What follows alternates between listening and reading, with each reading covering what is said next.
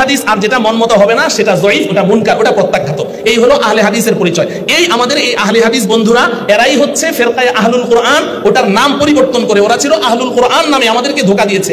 আহলুল কোরআন, কোরআনওয়ালা, তাও তো একটু বোঝা যায় যে কোরআনওয়ালা কেন বলে, হাদিস কি মানে না, প্রশ্ন জাগতে পারে। কিন্তু এদের নামটা আরো জঘন্য, এরা নিজেরা নিজেদেরকে আহলুল হাদিস, হাদিসওয়ালা নাম দিয়ে হাদিস অস্বীকার করছে, হাদিসওয়ালা নাম দিয়ে হাদিস অস্বীকার করছে। মুহতারাম হাজরিন, এই হচ্ছে বর্তমান জমানার আহলুল কোরআন। প্রকৃত অর্থে যারা আহলুল হাদিস দাবি করছে তারাই ওই সমস্ত, তাদেরই প্রেতাত্মা এবং তাদেরই অনুসারী। এইভাবে তারা শরীয়তে ইসলামের অত্যাবশ্যকীয় অনেকগুলো বিধানকে তারা অস্বীকার করে দিয়েছে হাদিসকে অস্বীকার করার মাধ্যমে। তখনও পর্যন্ত কোনো সাংগঠনিক রূপ নেয়নি। পরবর্তীতে এসে এই পাকিস্তানের আব্দুল্লাহ চাকরালভি এবং তার সহকারী ছিল মৌলভী আসলাম জিরাজপুরি, তারা এটাকে একটা সাংগঠনিক রূপ দিয়ে এটার নাম দিয়েছে আহলুল কোরআন। এই হলো আহলুল কোরআনের ইতিহাস। আহলুল কোরআন মানে কোরআনওয়ালা। আহলুল কোরআন অর্থ কি? কোরআনওয়ালা। আমরা কোরআনওয়ালা। কোরআনওয়ালা মানি কি? কোরআনওয়ালা মানি আমরা হাদিস মানি না। যদি বলে মুনকিরুল হাদিস, যদি তাদের নামটা হতো মুনকিরুল হাদিস, হাদিস অস্বীকারী, তাহলে মুসলমানরা কি তাদের দলে ভিড়বে? ভিড়বে না। এজন্য তারা নাম দিয়েছে আহলুল কোরআন, আমরা কোরআনওয়ালা। আমাদের দেশে এই আহলুল কোরআনের এই কাজ পুরা দমে চলছে। আমি শুধু মাওলানা লুৎফুর রহমান ফরাইজির আলোচনার সাথে আমার আলোচনাটা একটু মিলিয়ে আমি কথা শেষ করছি 2 মিনিটে, আমাকে অনেক দূর যেতে হবে। আমার মসজিদের পাশে মাত্র 1.5 কিলোমিটার দূরে এক ভদ্রলোক আছেন, তহা বিন হাবিব। উনি 3 ওয়াক্ত নামাজ পড়েন এবং তার অনুসারীরা সবাই 3 ওয়াক্ত নামাজ পড়ে। তার সাথে একবার আমার মুনাজারা হয়েছে। তার দলিল কি? দলিল হলো কোরআনে আল্লাহ পাক কোথাও 5 ওয়াক্ত নামাজের কথা বলেননি, 3 ওয়াক্ত নামাজের কথা আছে। মিন ক্বাবলি সালাতিল ফাজরি ওয়া হিনা তাদাউনা সিয়াবাকুম মিনাজ যাহিরাতি ওয়া মিন বাদি সালাতিল ইশা। ফজর, যোহর, এশা, আসর, মাগরিবের কথা কোরআনে কোথাও নাই। তো কোরআনে 3 ওয়াক্ত আছে, আমরা 3 ওয়াক্ত পড়ি। বলুন তো দেখি এরা কোন দলে বিশ্বাসী, কোন আকীদায় বিশ্বাসী? তারা হাদিসকে অস্বীকার করে, হাদিসকে অস্বীকার করে, হাদিসকে অস্বীকার করে, 3 ওয়াক্ত নামাজ পড়ে। এই এরা হলো আহলুল কোরআন। কিন্তু নাম আহলুল কোরআন নেই এখন বাংলাদেশে। আর বর্তমান সময়ে এই মাওলানা লুৎফুর রহমান ফরাইজির মুখে যাদের কথা, ওই যে বন্ধু বললেন, এই আমার বন্ধুরা, এরা হচ্ছে ওই আহলুল কোরআন নামের ওই দলটাই। ওই পুরান বউ নতুন শাড়ি পরে জাতির সামনে আবির্ভূত হয়েছে। বউটা কিন্তু পুরান, অনেক আগের। শ্বশুর শাশুড়ি তার উপরে অসন্তুষ্ট হয়ে তাকে লাথি মেরে বাড়ি থেকে বের করে দিয়েছে। পরে আবার এদেরকে ধোকা দেওয়ার জন্য নতুন শাড়ি পরে বিউটি পার্লারে গিয়ে আবার চেহারা পরিবর্তন করে প্লাস্টিক সার্জারি করে সে নতুন করে আবার এসেছে। আসলে বউ এটা পুরান। ওই আহলুল কোরআন ওই খারজি থেকে শুরু হয়েছে, মুতাজিলা, শিয়া, এরপরে সেই স্যার সৈয়দ আহমদ, এরপরে মৌলভী চেরাগ আলী, আব্দুল্লাহ চাকরালভি, এরপরে আপনার পরবর্তীতে আসলাম জিরাজপুরি।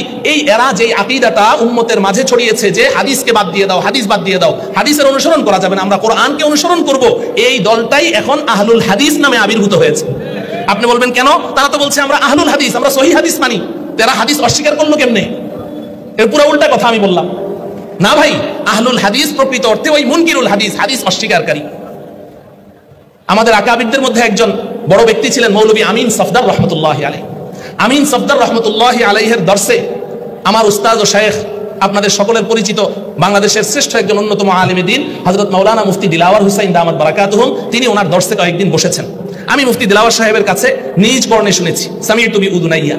তিনি বলেছেন, মৌলভী আমিন সফদার রহমতুল্লাহি আলাইহি ক্লাসে বললেন যে এই আহলুল হাদিসদের পরিচয় হলো, যদি তুমি তাদের সামনে কোনো একটা ফিকহি মাসআলা পেশ করো, হেদায়াত থেকে পেশ করলে, কুদুরি থেকে পেশ করলে, কিংবা অন্য কোনো মাযহাব, মালিকি মাযহাবের আল মুদাওয়ানাতুল কুবরা থেকে পেশ করলে, হাম্বলি মাযহাবের আল মুগনি থেকে পেশ করলে, কিংবা ইমামে শাফিঈর কিতাবুল থেকে পেশ করেছো, কোনো ফিকহি কোনো মাসআলা তার সামনে পেশ করো, সাথে সাথে বলবে যে ফিকহি মাসআলা, ফিকহির কিতাব আমরা মানি না, হাদিস আনো, হাদিস আনো। আপনাকে এই কথা বলবে, হাদিস দেখাও। তো আপনি একটা হাদিস নিয়ে গেলেন, হাদিস নিয়ে দেখালেন, এই যে দেখো হাদিসের মধ্যে এই কথা আছে। সে বলবে এটা কোন কিতাবের হাদিস? তিরমিজি শরীফের হাদিস। না, তিরমিজি শরীফের হাদিস হলে হবে না, এটা বুখারী শরীফের হাদিস লাগবে। আপনি বলেন যে ইমাম তিরমিজি তো হাদিসটাকে সহিহ বলেছেন, ইমাম তিরমিজি 100 বার সহিহ বলুক, আমাদেরকে বুখারী শরীফের হাদিস দেখাও। এরপরে আপনি যদি তার সামনে বুখারী শরীফের হাদিস পেশ করেন আর সে দেখে যে হ্যাঁ ঠিকই তো, কিন্তু এটা তার মন মতো হচ্ছে না, তখন বলবে যে বুখারী শরীফের হাদিস ঠিক, কিন্তু এটার সনদের মধ্যে সমস্যা আছে, হাদিসটা সহিহ না। বুখারী শরীফের হাদিসকেও তারা জায়গায় জায়গায় অস্বীকার করেছে, আপনাদের কাছে খবর নেই।